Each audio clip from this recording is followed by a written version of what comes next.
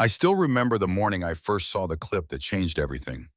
It wasn't a slick news report or some trending hashtag. It was a shaky live stream from a kid's phone at an airport. You've probably never heard of Wilmont Regional, small and ordinary, the kind of place where nothing ever happens. But that morning, the terminal was frozen in a kind of silence you can feel in your teeth. A white cop in a blue uniform name tag read Blake Carver had stopped a black woman at the security line. Her name was Mariah Ellis. She was dressed like any working mom catching an early flight, cream blazer, neat bun, little tote bag hugged to her side. She looked like somebody's sister, somebody's neighbor. And in a heartbeat, she became a symbol. At first, it seemed like another routine stop, but then his tone shifted, words dripping like acid. A black woman like you, yeah, you're hiding something. You could hear the zippers ripping open, the thud of her belongings being thrown onto the table. Passport, notebooks, even a half-eaten granola bar. Each thud louder than the last. Mariah stood still, no crying, no yelling, just a slow, careful breath and eyes locked forward. And that composure, it enraged him. He leaned in closer, breath heavy with cigarette smoke hissing. Your kind belongs in a cell. People started murmuring. An old woman with snow-white hair stepped forward and told him to stop. He shoved her so hard she stumbled, gasping as she hit the tile. A teenage boy raised his phone higher, a live stream counter, flicking upward, hundreds, then thousands watching. Mariah stayed still, her silence like a thin sheet of glass. Blake's hands shook with some wild mix of hate and adrenaline. Think silence will save you, he snarled. And then the sound that ripped everything apart, 3 gunshots echoing under the high ceiling. I swear, for a second time stopped. You could hear luggage wheels screech, people scream, a baby cry out. Mariah's cream blazer bloomed red across her chest. But she did not fall.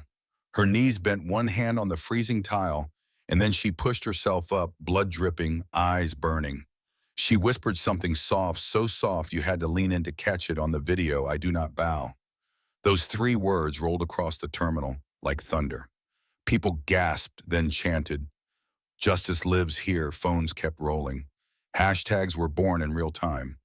By the time she staggered toward the exit, she wasn't just Mariah anymore. She was a living banner. Hundreds gathered around her, forming a human shield as she refused the ambulance.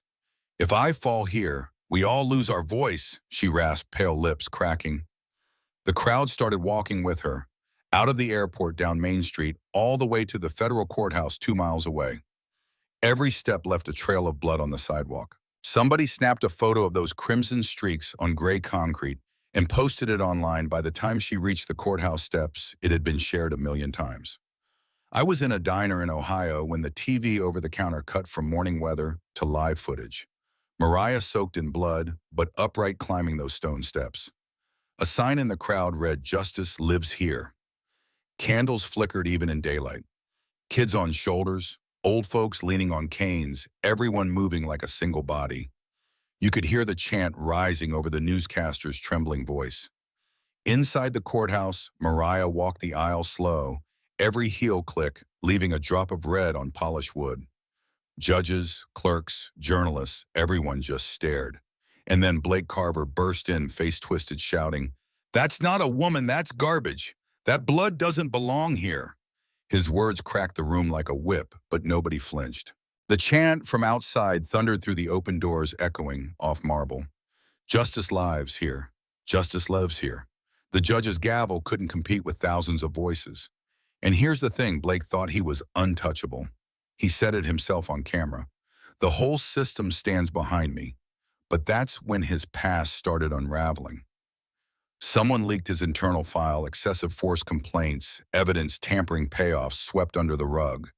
Then a national paper published a series called The Hand of Carver, exposing his side hustle with a real estate outfit that used cops to push poor families out of their homes. The cherry on top, a grainy parking lot video of him taking a bag of cash.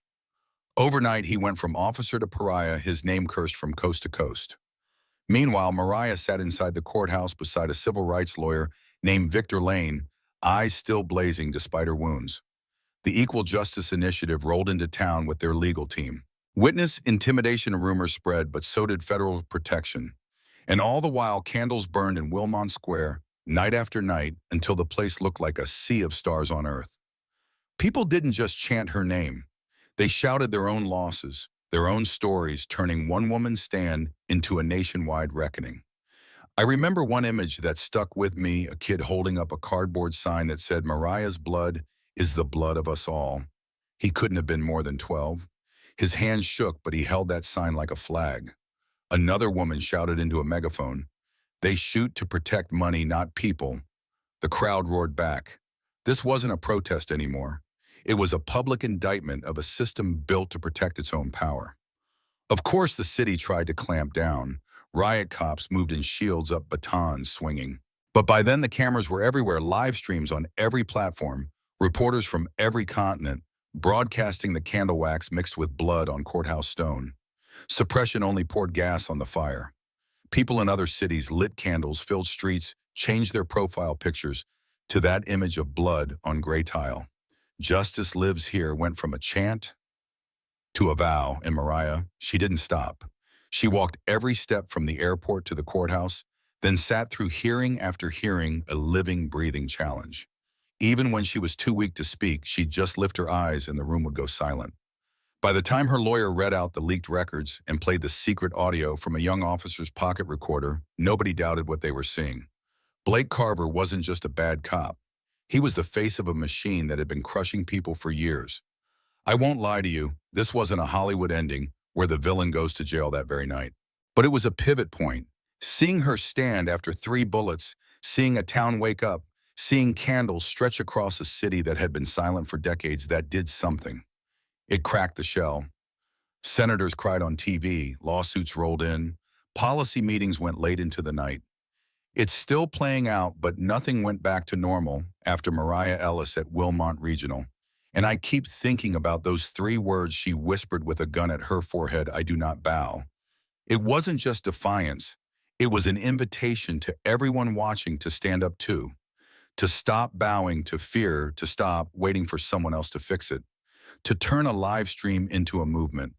So I'm sitting here now, months later, telling you this, not like a news anchor, but like somebody who saw a door open and realized we can't shut it again.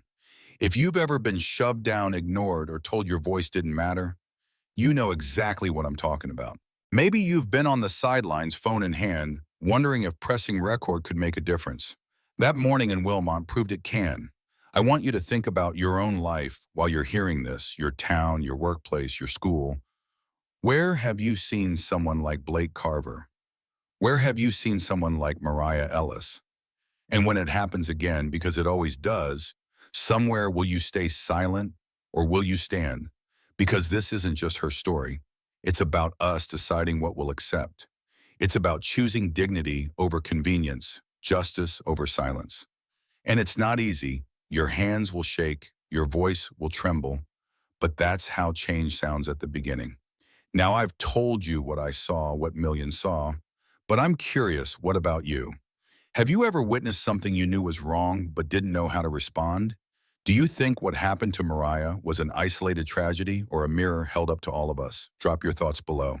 Tell me your city, tell me your story, because if justice really lives anywhere, it lives in the voices of people willing to speak up,